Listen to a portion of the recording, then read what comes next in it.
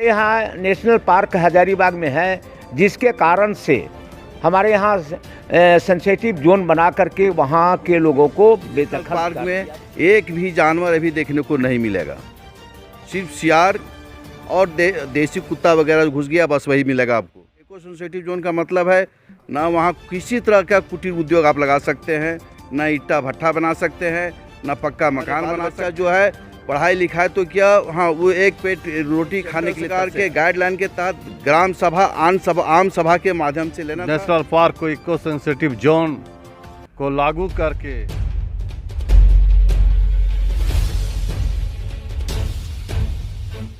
सबसे पहले तो भाई आपको बधाई देता हूं कि आपने हमारी मुद्दों को आप यानी कि पूरे राज्य में दिखाने का प्रयास आप करेंगे। और ये हमारे साथ है, जो हमारे साथ आए हैं बरही प्रखंड के, पदमा प्रखंड के हैं, और हमारे साथ आए हैं कटकमसांडी के प्रखंड के, और हमारे चाक प्रखंड के लोग आए हैं।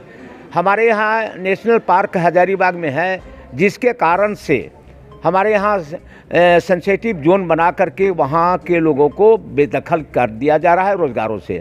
इसी के लिए हम लोग आए हैं माननीय मुख्यमंत्री जी से मिलने के लिए।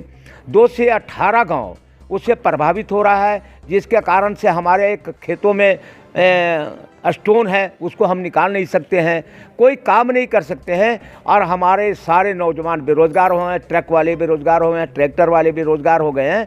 इसके लिए मैं माननीय मुख्यमंत्री जी से, सारे साथी हमारे यहाँ जिला परिषद के सदस्य अध्यक्ष हजारीबाग के उमेश जी आए हैं, हमारे विधानसभा पदमा प्रखंड के, हमारे विधानसभा के और प्रतिनिधि पदमा प्रखंड के अनिल जी हैं, हमारे साथ बसंत मेहता जी हैं, जिला परिषद के सदस्य हैं, और हमारे साथ लोग सभी वही उसी यानी कि प्रभावित लोग आए हैं।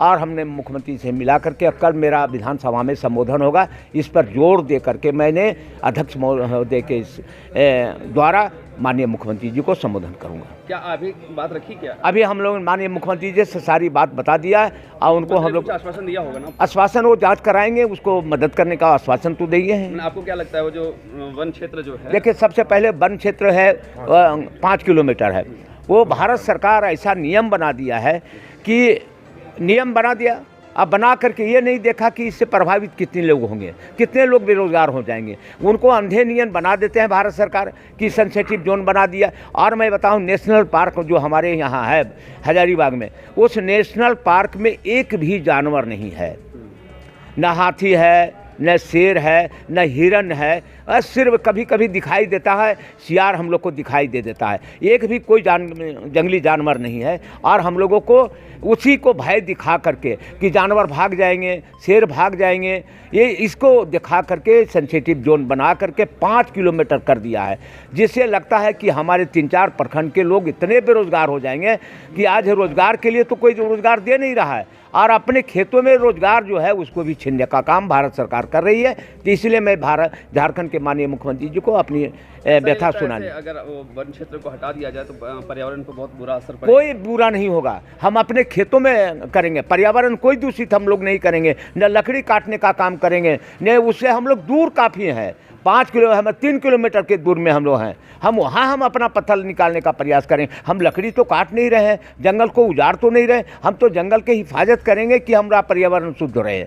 हम लोग जंगल को उजाड़ने के लिए नहीं काम कर रहे हैं। बहुत बहुत धन्यवाद। चलिए, बहुत बहुत मुद्दे हैं हजारीबाग जिला के जो आप बात रखना चाहते हैं? देखिए, माननीय मुख्यमंत्री से एक हम लोग शिष्टमंडल हजारीबाग से मिलने के लिए आए, क्योंकि वहाँ का जो नेशनल पार्क एरिया है वो 1955 में मात्र 7 मीटर के दूरी पर वो नेशनल पार्क एरिया उसका सीमांकन से दूरी पर लिया था। आज का जो स्थिति है, उस समय 184 वर्ग मीटर इसका क्षेत्रफल हुआ करता था।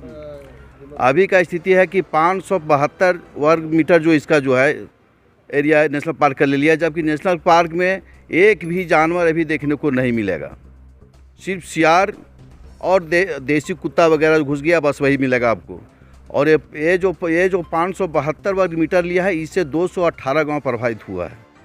और 218 गांव प्रभावित होने के इको सेंसिटिव जोन का मतलब है ना वहाँ किसी तरह का कुटीर उद्योग आप लगा सकते हैं, ना ईंटा भट्ठा बना सकते हैं, ना पक्का मकान बना सकते हैं, ना आपको क्या बोलते हैं एक होटल खोल सकते हैं, ना पेट्रोल पंप खोल सकते हैं, ना डीप बोरिंग कर सकते हैं। ऐसा भयंकर स्थिति पर आने वाला हम लोग का जो भविष्य में है कि हमारे बाल बच्चा जो है पढ़ाई लिखाई तो क्या, हाँ वो एक पेट रोटी खाने के लिए तरसेगा।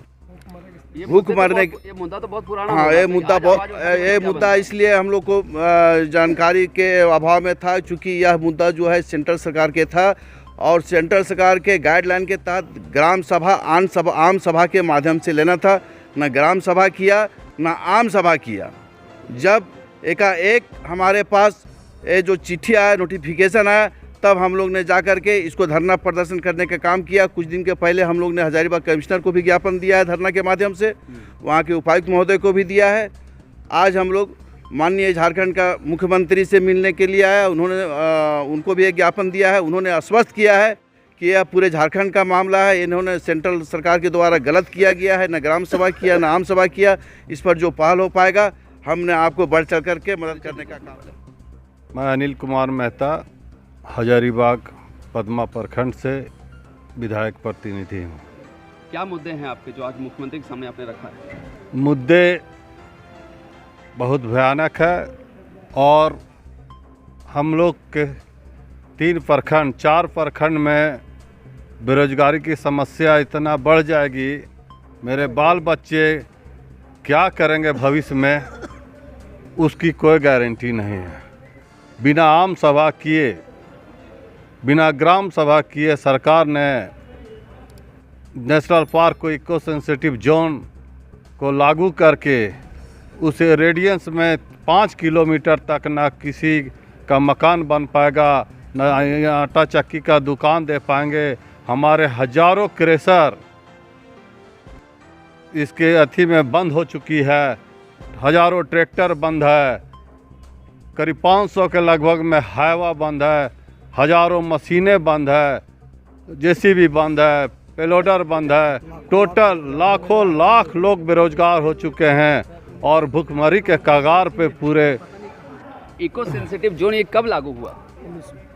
ये 19 में लागू हुआ है, लेकिन हम लोग का क्रेशर चल ही रहा था। एकाएक डीसी के द्वारा, हजारीबाग डीसी के द्वारा ऑर्डर आया कि सब क्रेशर को तोड़ दिया जाए। हम लोगों ने लाखों रुपया, करीब करोड़ों का रुपया लगाकर क्रेशर लगाया, बिना सूचना दिए, बिना अलर्ट किए, बिना मुआवजा दिए हुए डायरेक्ट प्रशासन आती है और क्रेशर को ध्वस्त करके हम लोग का जान माल सब नुकसान करके चले जाती है।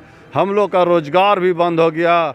आर्थिक स्थिति, आर्थिक जमा पूंजी, जो ज़मीन बेच के, नौकरी रिटायर करके जो पूंजी था बाप दादा का, टोटल लगा के हम लोग क्रेशर लिए, हाईवा लिए, मशीन लिए, वो टोटल पैसा देने की, किस्ती देने का अभाव में सब टनाते चल गया और हम लोग भुखमरी के अति पर चल गए हैं।